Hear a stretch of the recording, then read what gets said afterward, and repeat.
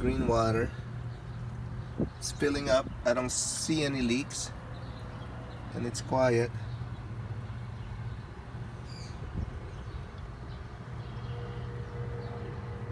So in theory, when that fills up, I'm gonna put some lava rock in there and all kinds of biological filter. But in theory, it's gonna, hopefully we have enough space here. It's gonna overflow here. I hope that I have enough height. Got this laundry bag, big laundry bag. You get them in the stores. And then filling them up with lava rocks. These are nice, good sizes. Got this from Menards. Menards seems to have a better one than Home Depot. See how big and porous these are.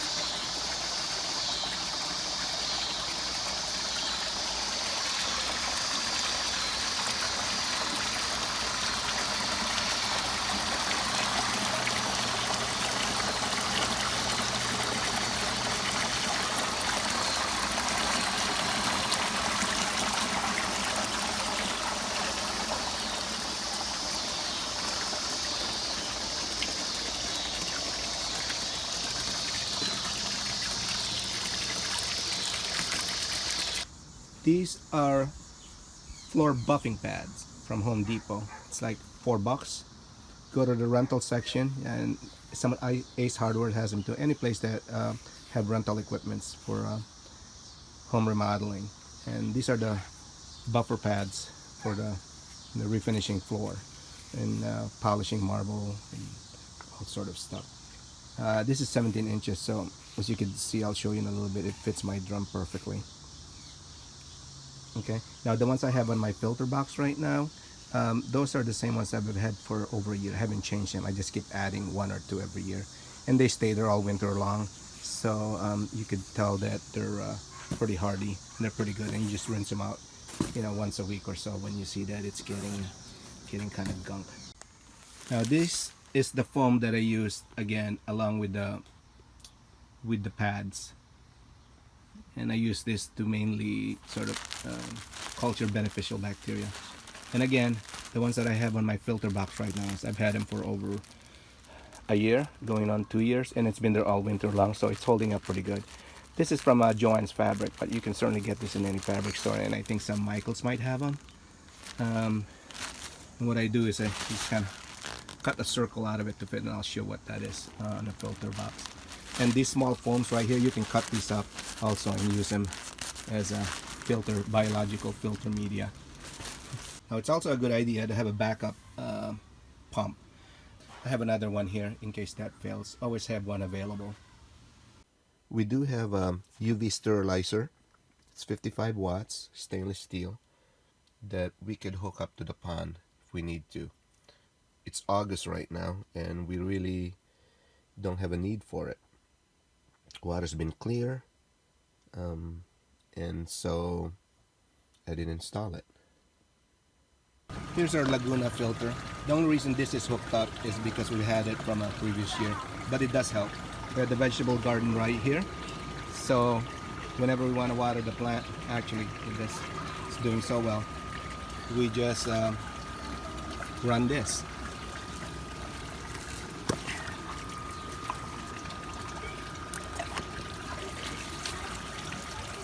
And you just pump it, and you can see that's the green stuff.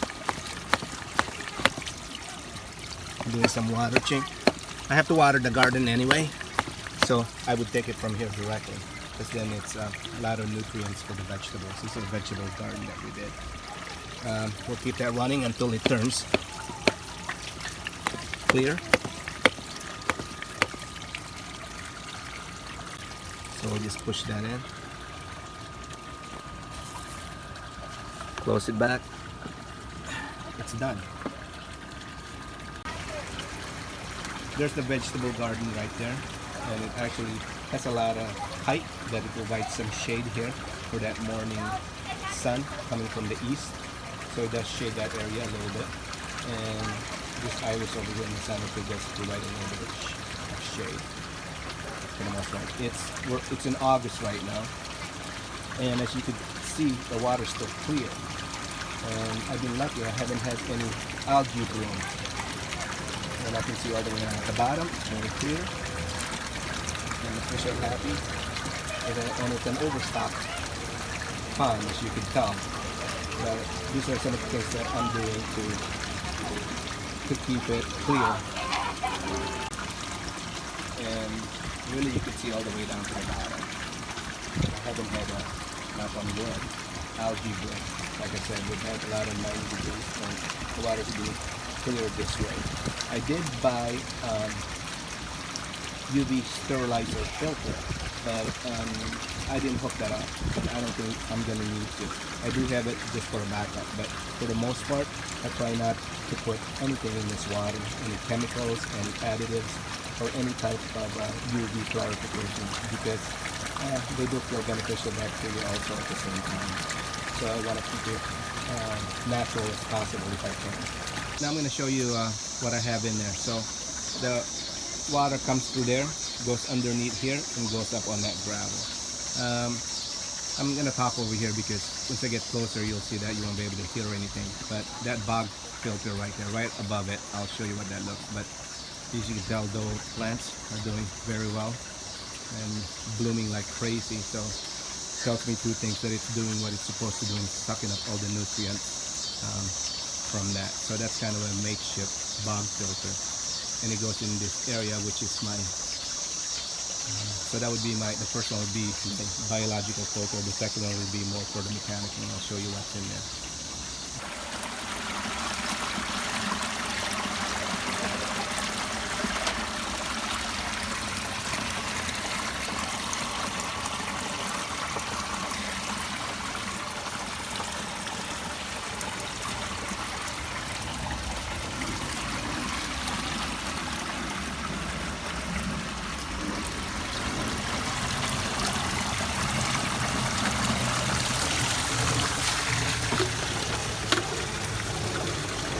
This is one of the old pillows that I have, and this is actually the best way to use for your batting on that pre-filter that I use. As you can see, there's a lot of them. The entire pillow would last you a whole season. But this is not even the new one. I took this from my old pillow, and I do buy one and use that in our household, and by next year use an older pillow again, buy another pillow and replace that we could use. So, and it's cheaper than buying the regular ones, regular floss filters for the fish tanks, and I find that it works better. So there you go, economical way to do it.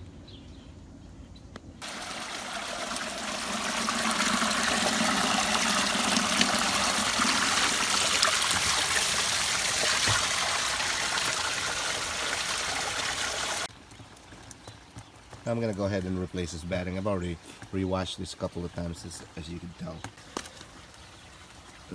So I have a lot of these left.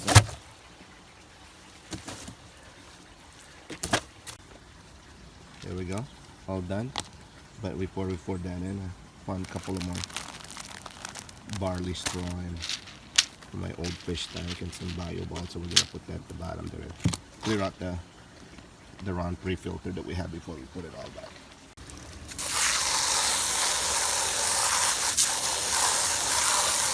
These are the mechanical filters that we have on that second drum.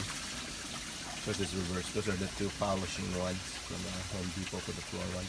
Then I have that foam, and then I have another one at the bottom. Now, for next season, when I add another filter in here, I'm not going to throw any of those stuff away, because they actually do help, and they do stay there all winter long. So, but found some other barley and some bio balls that I had from my previous fish tank, so we're just going to add that in here. That's what it looks like here.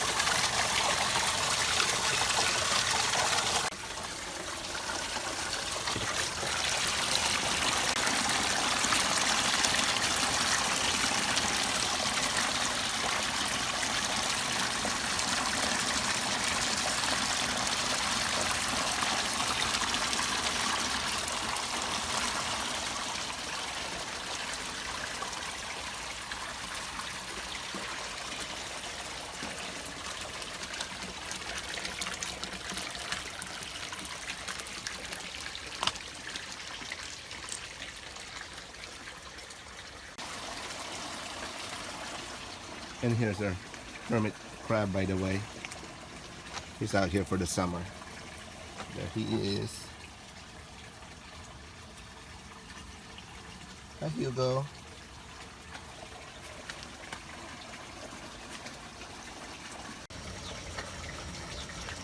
It is August 26th, and believe it or not, I did not get any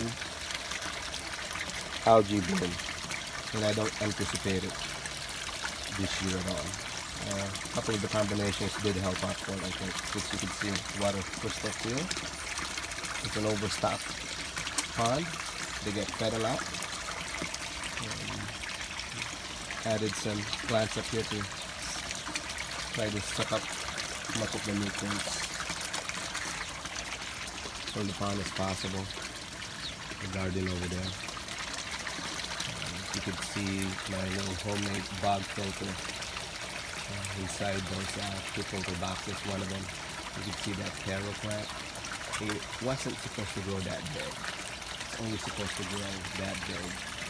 But as you can see, all the nutrients that it's pulling from the water, the filtration system, it has grown into a plant.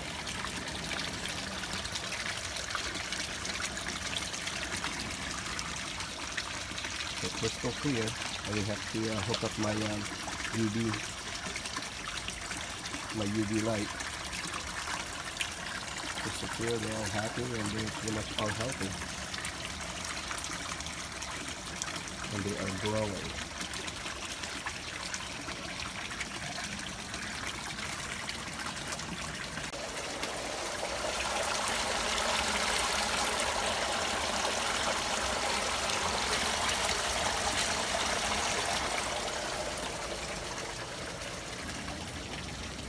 That little trickle of water there fills up a 5-gallon bucket in 4 hours.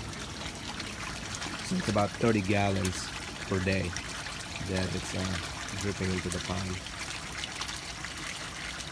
That's a little bit less than 1,000 gallons a month. So, but that water that overflows is very minimal and it doesn't go to waste. It actually overflows my vegetable garden here, which is very prolific, as you can see. We'll have a separate video on that for our gardens to see how much yield you can get from these vegetables having been planted into the pond. Every 2 days I harvest tomatoes, cucumbers, peppers, and we do have onions in there that we're going to harvest towards the end of the season.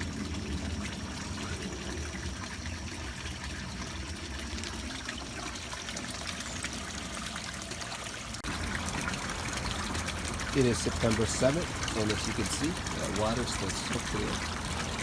So these are the 3 taro edible plants that we have. Those bulbs right here are planted on the pot, so you can see the different sizes. And I have one right there. You can take one of those bigger leaves. That's planted in the vegetable garden.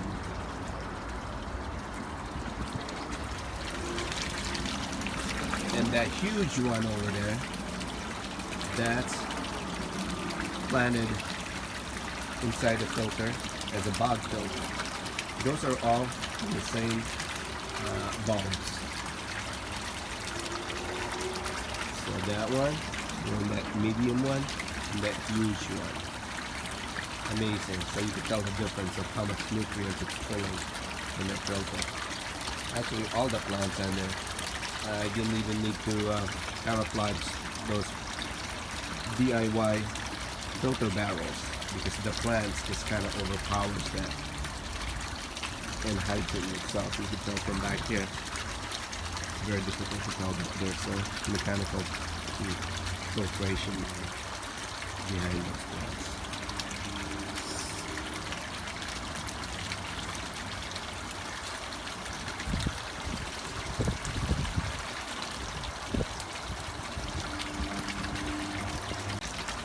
And those vegetations on there in the pond is what's really keeping this water crystal clear. Even with the irises. You can see how huge that is. It's half the size of that when I got it in there. That's a cheap remote control that I can control from the inside, and it's hooked up to this really inexpensive LED stake light, again from Menards. And that light is right there, buried between those rocks. This is where I have the electrical system right now. It's not ideal, and I need to work on this the next season.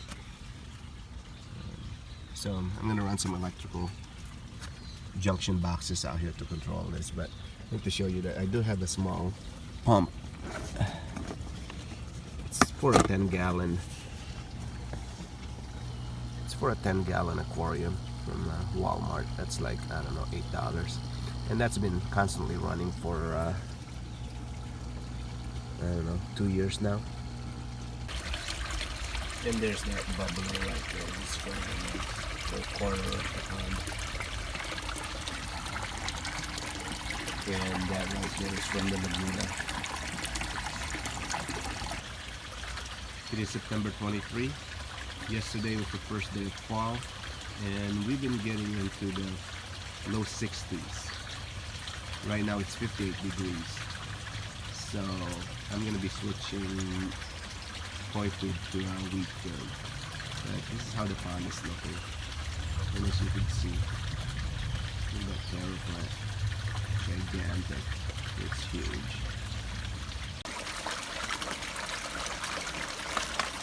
Well, there they are. They're still actively eating.